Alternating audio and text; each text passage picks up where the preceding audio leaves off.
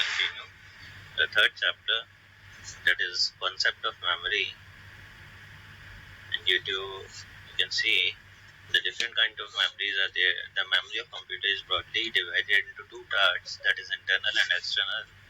Internal memory is used by the CPU to perform the task, and external is used to store the bulk information, which includes the large softwares and data. The memory is used to store the information in the digitalized form. It is given by register, cache memory, main memory, magnetic disk. We talk about the system memory. It is based on working of one human stored program principle. We know that everything cannot be implemented in the hardware. So main memory is for the operating system, for the user program, and the program and execution. The operating system is mainly memory resistant, which means the operating system is loaded into the main memory, and due to this, the main memory of a computer is divided into the four parts, two parts. One part is reserved for the operating system, and the other part is for the user program. The program currently being executed by the CPU is loaded into the user part of the memory.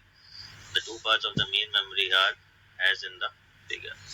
If we move to the cache memory, it is a special very high speed memory. It is used to speed up and synchronize with the high speed CPU. It is costly than the main memory or disk memory, but economical than the CPU registers. So it is an extremely fast memory that acts as a buffer between the RAM and CPU, and it holds the frequently requested data and instructions so that they are immediately available to the CPU when required.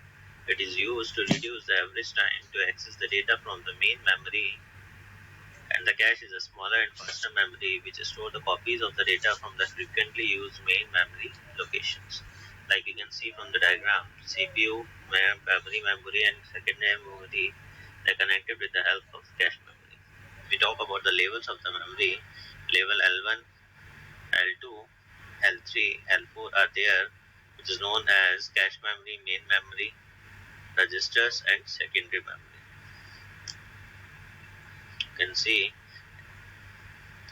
if the processor does not find the memory locations in the cache, a cache miss has occurred. For a cache miss, the cache allocates a new entry and copies in the data from the memory. Then the request is fulfilled from the contents of the cache. So the ratio is calculated as hit ratio is equal to hit upon hit plus miss equals to number of hits upon total accesses. So we can improve the cache performance using the higher cache block size, the higher associativity, reducing the miss rate, reducing the miss penalty, and reduce the time to hit in the cache. So for this we have cache mapping, and there is a type that is known as the direct mapping, which is the simplest technique in which there is mapping of every block of main memory into the n possible line in the direct memory. So direct memory's mapping's performance is directly proportional to the hit ratio, that is I equals to J modulo M, where I is equals to the cache line number, J is equals to the main memory block number, and M is equals to number of lines in the cache. So you can see for the purpose of cache accesses, each main memory address can be viewed as consisting of the three fields. The least significant W bits identify a unique word or byte within a block of the main memory. In the most contemporary machines, the address is at the byte level, which can be 2 to power as blocks of the main memory. You can see from the diagram, the block forms are there, which are from set 0 to set S-1. The cache control logic is there, main memory pages are there, and CPU is there. In the associative mapping, we can see the associative memory is used to store the content and the addresses of the memory word. So any block can go into any line of the table, which means that the word ID bits are used to identify which word in the block is needed. But the tag becomes all of the remaining bytes and enables the placement of any word at any place in the cache memory. You can see from the diagram the main memory block frames to the n-1 cache control logic and CPU. While moving to the set associative mapping, we can also see the associative memory is there, and it is enhanced from the direct mapping, where the drawbacks of direct mappings are removed. In this part, The cache consists of a number of sets in which each of which consists a number of lines. The relationships are m equals to v cross k, where the I is equals to j mod v. I is the cache set number, j is the main memory block number, v is the number of sets, m is the number of lines in the cache number of sets, and the k is number of lines in every set. You can see from the diagram, it is represented by the blocks n-1, sets n-1, main memory, cache control logic, CPU, stacks, set-offs, words, offset. Main memory has the stacks and word offsets, and the cache memory had tags, set offset, and word offset. If we talk about the application of cache memory, usually the cache memory can store a reasonable number of blocks at a given time, but this number is small compared to the total number of blocks in the main memory. We talk about the types of cache. There is primary cache, which is always located on the processor chip. It is small and its access time is comparable to that of the processor registers. While the secondary cache is placed between the primary cache and the rest of the memory, it is referred to as the level 2 L2 cache, and it is also housed on the processor chip. If we talk about the next topic, that is virtual memory and its implementation, it is a valuable concept and which allows to run the large sophisticated programs on a computer even if it is a relatively small amount of RAM. A computer with a virtual memory that thoughtfully juggles the conflicting demands of the multiple programs within a fixed amount of the physical memory. A PC that's low on memory can run the same program as one with abundant RAM, although it is more slow. If we talk about the physical versus virtual address, a computer accesses the contents of its RAM through a system of addresses which are essentially numbers that locate each byte.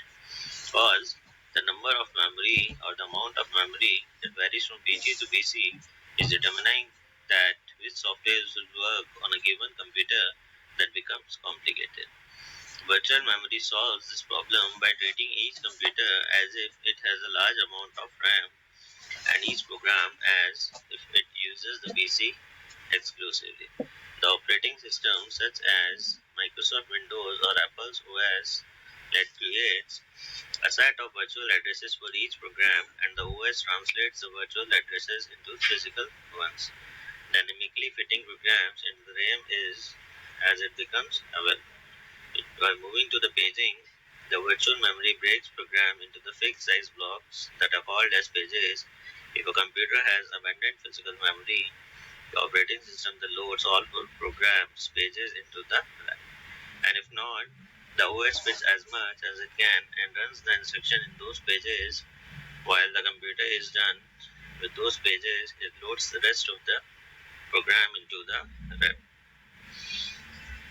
So possibly overwriting the earlier pages once by the operating system, it automatically manages these details, which frees the software developer to concentrate on the program features and not to worry about the memory issues. While moving to the multi-programming, the virtual memory with a paging that allows the computer to run many programs at the same time and almost regardless of availability of RAM.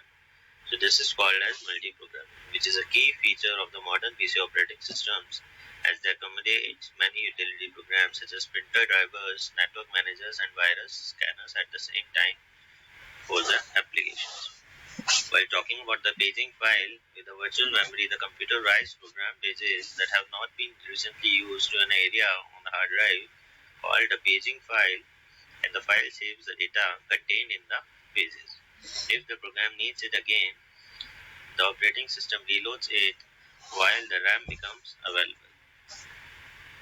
While many programs complete for the RAM, the act of swapping the pages to the file can show a computer's processing speed as it spends more time doing the memory management course and less time using useful jobs. So this was our today's topic. In the next, we'll continue the remaining one.